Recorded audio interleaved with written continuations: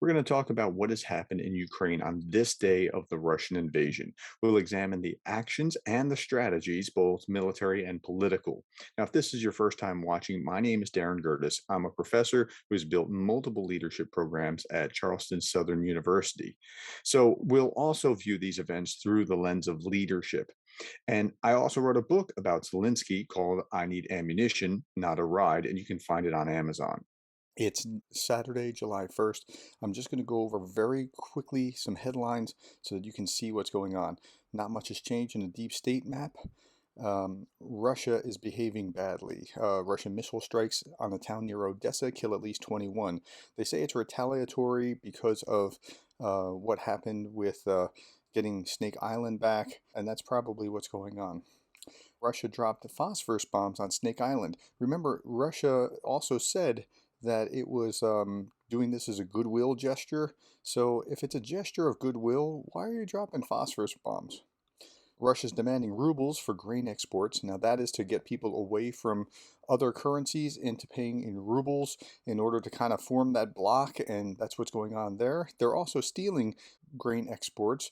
The West is blaming, this is RT, the West blames Moscow for a food crisis. They're not paying attention to that. We're actually exporting. Well, they're exporting stolen goods, so that doesn't really count. Ukraine is requesting Turkey to detain Russian flagged ship as it's carrying Ukrainian grain because Turkey commands the port that they have to all go through Turkey's property from the Black Sea, so they can do that. Moscow is forcing teachers in occupied Ukraine to follow Russian curriculum, and this puts teachers in a difficult position. They either risk retaliation from Russia or from Ukraine's authorities afterwards, so that's kind of a bad thing.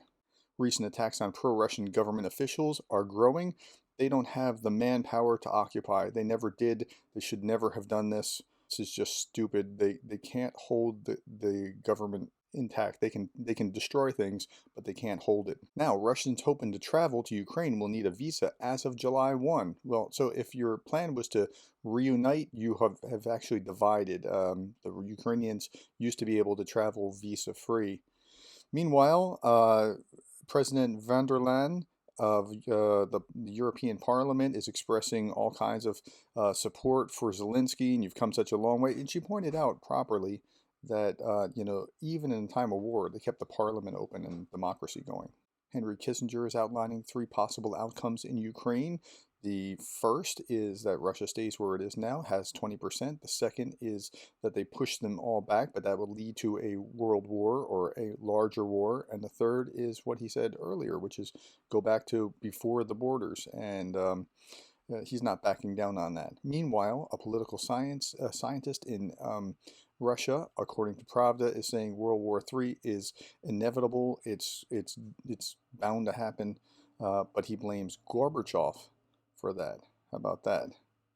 All right, that's it for today. Hey, if this video was helpful, hit like to help others find it in YouTube's algorithm. Subscribe so that you can stay informed. And one more thing, if you are moved to contribute to the humanitarian aid for Ukraine, I have a link below for Samaritan's Purse. If you want to give, be sure to give only to reputable organizations. There's a lot of scammers out there. Thanks for your time.